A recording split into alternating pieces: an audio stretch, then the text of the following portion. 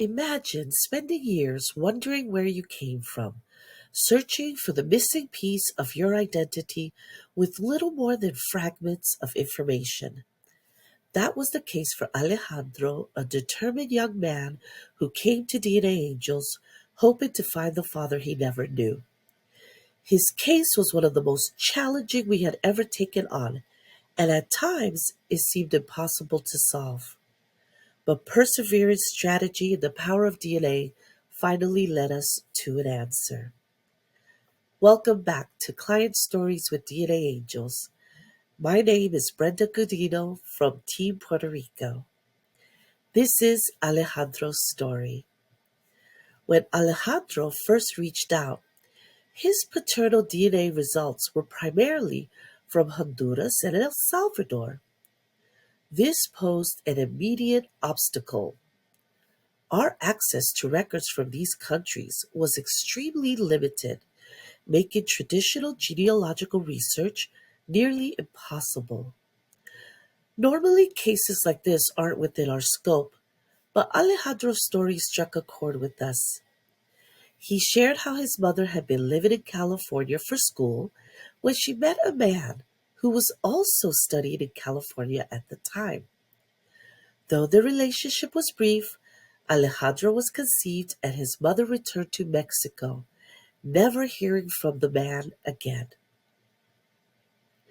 Given the limited information, Alejandro held on to hope that his father had stayed in the United States long enough to leave some kind of traceable footprint.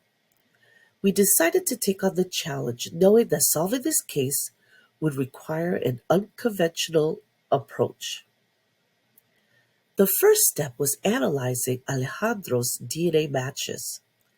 Unfortunately, his closest matches were distant, third and fourth cousins, because the majority of his biological relatives had never taken a DNA test.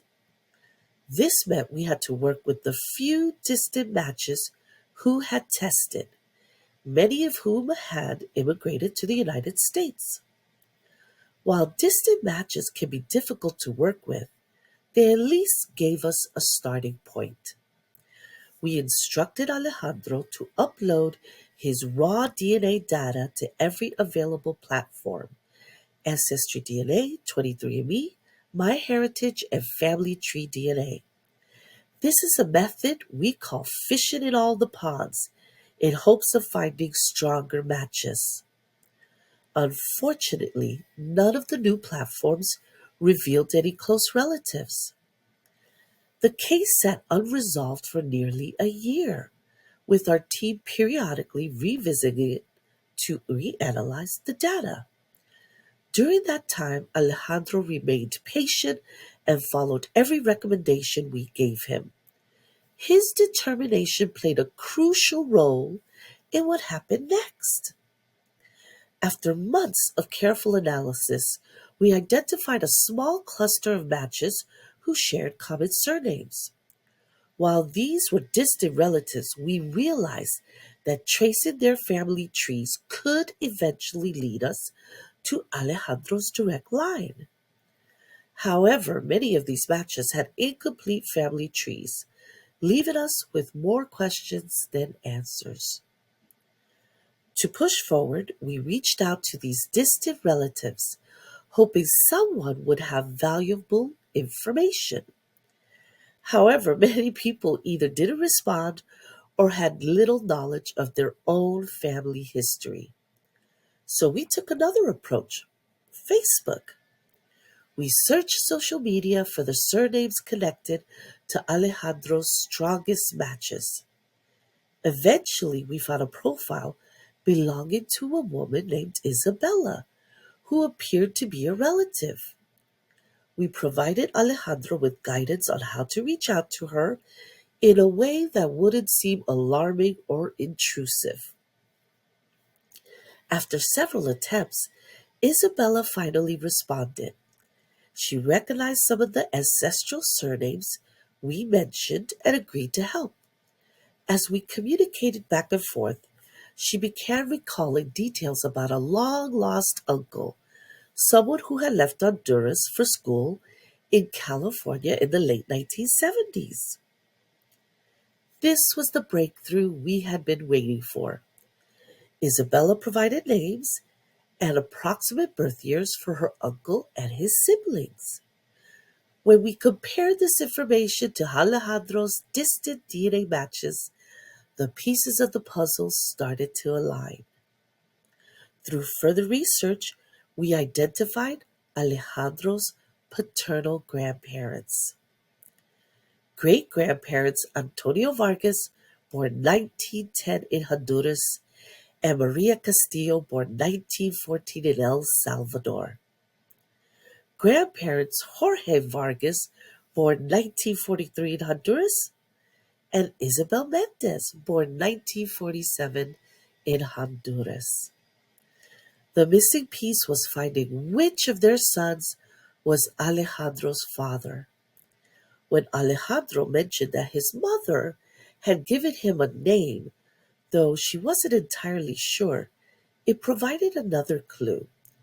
She recalled the name Jose, but the last name she gave was very American sounding. Smith. Alejandro had always doubted this, given his strong Latin American ancestry. But when we mentioned it to Isabella, her response left us stunned. I know a Jose Smith. He lived in Mexico for a while before moving back to Honduras. She reached out to Jose on Alejandro's behalf, and to everyone's surprise, Jose responded. He was open to talking and even remembered Alejandro's mother. However, he had no idea she had been pregnant.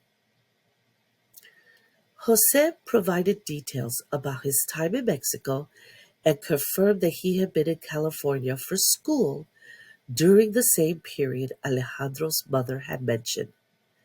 Everything lined up, and Jose agreed to a conversation. For Alejandro, this was a dream come true.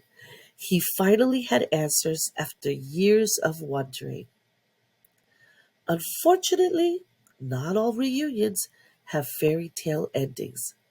While their initial Zoom call was positive, the conversation soon turned difficult. Alejandro had many questions, some of which Jose wasn't comfortable answering. Misunderstandings arose, and after a few conversations, Jose decided to cut off communication. He blocked Alejandro on social media and stopped responding to his messages. While this was heartbreaking, Alejandro remained optimistic. I got the answers I was looking for. I know where I come from, and I can finally move forward. Despite losing contact with his father, Alejandro found an unexpected connection. His paternal aunt Lucia. Unlike Jose, Lucia was thrilled to welcome Alejandro into the family. She invited him to visit Honduras and promised to introduce him to the rest of the extended family. For Alejandro, this journey wasn't just about finding a missing father. It was about finding where he belonged. And through his persistence and our dedication, he did just that. Alejandro's story is proof that no matter how impossible a case may seem, answers are out there. If you're searching for your biological roots and don't know where to start, DNAngels is here to help. Persistence, patience, and the right guidance can lead you to the answers you've been seeking. If this story resonated with you, leave a pink heart in the comments below to show your support. And remember, your right to know your true biological parentage is more important than someone else's secrets.